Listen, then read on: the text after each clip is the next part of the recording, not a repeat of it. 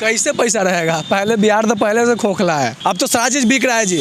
Railway station बिक रहा है, एयरपोर्ट बिक रहा है, अब तो पढ़ने के लिए रोकना ही पड़ेगा ना। मंदिर मस्जिद पर ध्यान न देकर शिक्षा पर ध्यान देते तो हमारा बिहार यही बिहार रहता। कौन बांट रहा है? अरे वो तो सारा जान रहा है जी, हमारा बोलने से पता चलेगा, पब्लिक सब जानती है। संविधान बना है तब से ही मिल रहा था। अगर संविधान बना तब से छात्रवृत्ति मिल रहा था। संविधान को खत्म किया? बिल्कुल नहीं, संविधान किसका हिम्मत हो गया संविधान को खत्म करने का? जैसे छात्रवृत्ति खत्म हो गई, छात्रवृत्ति खत्म हुई है। तमाम उन नेताओं से बोला चाहते हैं कि आप तो बोलते हैं कि हम जात का नेता है, हम यादव का नेता, हम राजपूत का नेता है, जब अत्याचार होता है तो चुप काहे हो जाते हैं? तो मतलब कुछ होता है तो मुंह में घी रख के बैठ जाते हैं और जातियाता वाले नेता है। इतना राजनीतिक हम भी समझते हैं जी। यही भोजपुरी है और होली का मतलब चोली ही होता है। मेरा नाम राहुल यादव है। अब ये बहुत सारे के टारगेट में बने हुए हैं कि कब हमारा टांग ले। हम तो सुने थे कि होली का मतलब होता है कि शाम में वीर गुलाल लेकर और भौजाई भाई।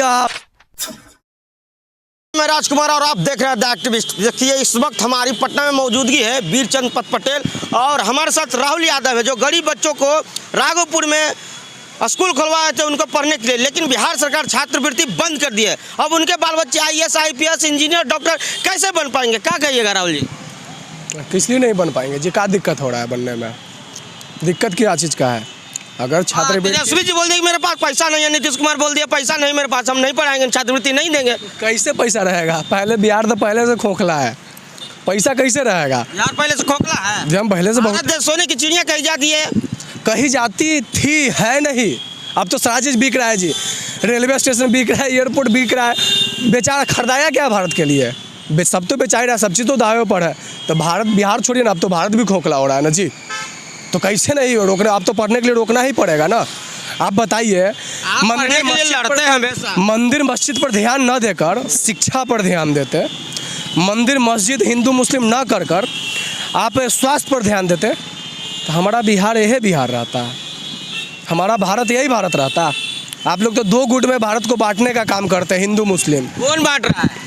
अरे वो तो सारा जान रहा है जी, हमारा बोलने से पता चलेगा, पब्लिक सब जानती है कि कौन बांटने का काम करता है। हम बोल रहे, हम तो जान ही रहे हैं, ऐसा हमको बोलने। शिक्षा पर हमेशा बात करते हैं कि शिक्षा, हर किसी को शिक्षा मिलनी जी। बहुत क्यों नहीं मिली? छात्रवृत्ति बंद क्यों है? अगर छात्रवृत्ति बंद है तो सरकार से डायरेक्ट सवाल है कि छात्रवृत्ति क्यों आपने बंद किया? आप क्या कीजिए? अगर बिल्कुल, अरे अगर देखिए भैया, पहली बात समझिए, हम नेता होने से पहले हम एक स्टूडेंट हैं। अच्छा। हम एक खुद छात्र हैं, बाद में नेता बनेंगे, चाहे कुछ भी बनेंगे बाद में, पहले हम एक स्टूडेंट हैं।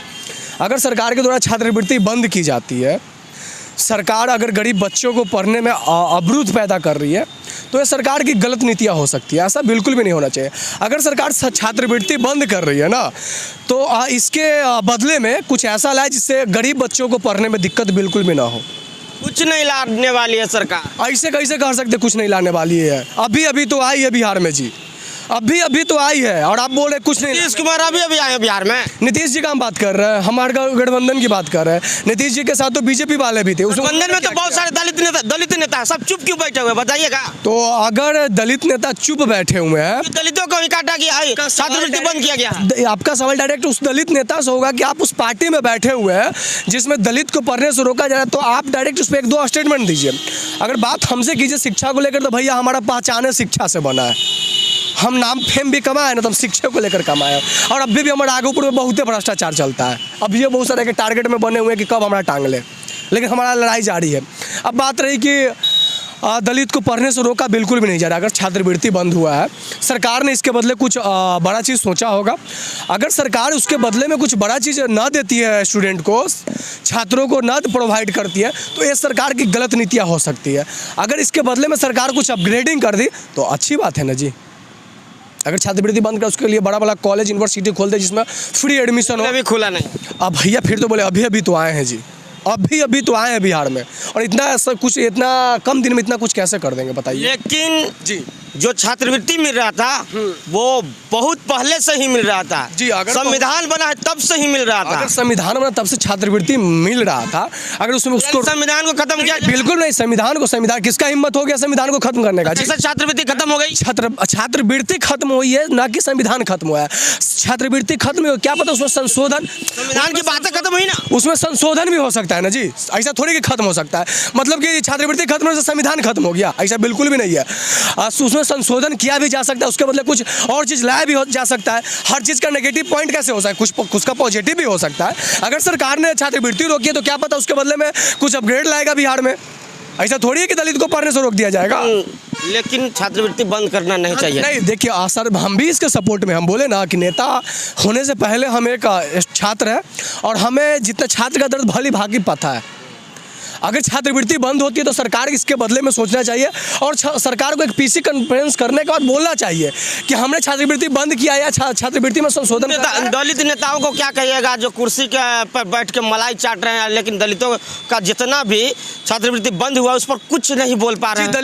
दलितों को काहे बोलेंगे जो भी अपने आप को अपने क्योंकि दलित का गया है, दलित को ही क्यों बोलेंगे? ऐसा बहुत सारी नीतियाँ है जिसमें ST SC OBC पिछड़ा सभी ने टारगेट बना। तो हम तमाम उन नेताओं से बोला चाहते हैं कि आप तो बोलते हैं कि हम जात का नेता है, हम यादव का नेता, हम राजपूत का नेता है, जब अत्याचार होता है तो चुप काहे हो जाते हैं?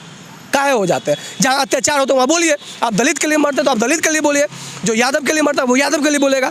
तो मतलब कुछ होता है तो मुंह में घी रख के बैठ जाते हैं और दिखाते हैं कि हम जातीयता करते हैं और जातीयता वाले नेता है। इतना राजनीतिक हम भी समझते हैं जी।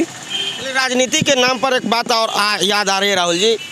कुछ दिन पहले कोर्ट ने फैसला सुनाया था कि अभद्र गाना नहीं, अश्लील गाना नहीं, किसी के नाम पे, किसी की जाति पे गाना नहीं गाएंगे तो हाई कोर्ट का फैसला था कि वो जेल जाएंगे। तो इधर हाले नया गाना निकाल दिया प्रमोद प्रेमी, जो सिंगर है, गायक हैं भोजपुरी के। उसमें कह रहे हैं कि चोली बेच रहे हैं चिराग पासवान, मायावती को रंग लगाएंगे ये अखिलेश यादव और मज़ा ले रहे हैं लालू यादव। देखिए, अगर हाई कोर्ट ने आदेश जारी किया तो आदेश जारी करने से तो नहीं हो जाता है। ऐसा हम बहुत सारे एग्जाम्पल आपको दे देंगे जिसमें हाई कोर्ट आदेश जारी करने के बाद खुद सख्त नहीं हुआ तो उस आदेश का अभी तक पालन नहीं हो रहा है।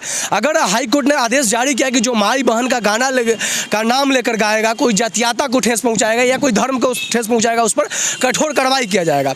अगर प्रमोद प्रेमी यादव इस तरह का गाना गाते हैं तो हाई कोर्ट इस पर एक्शन लेना। अगर क्योंकि उस पर एक्शन ले लिया जाएगा तो सामने वाला गाने से पहले 10 बार सोचेगा। और आप मन में ये बिल्कुल भ्रम मत पालिए कि अगर वो जात का यादव है, अगर वो गलत करेगा तो खास करके राहुल यादव जैसा नेता गलत चीज़ का भी सपोर्ट करेगा, ये मेंटलिटी इसको निकाल दीजिए। मेरा नाम राहुल यादव है, गलती किया है तो उसको सजा बिल्कुल जी मिलना चाहिए जी, बिल्कुल मिलना चाहिए। यही भोजपुरी है। और होली का मतलब चोली ही होता है, होली का मतलब ही होता है जी।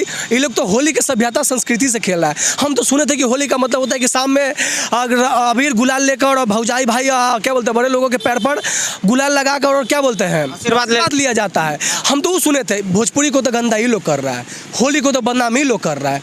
हमारा सभ्यता संस्कृति में ऐसा बिल्कुल भी नहीं है। हमारे आज भी गाँव में वो परंपरा जिंदा है। चलिए हमारे गाँव में राहुल जी का साफ साफ कहना है कि ये परंपरा नहीं, होली का परंपरा कुछ और था, लेकिन अश्लील गाना गा रहे हैं उन पर कार्रवाई होनी चाहिए।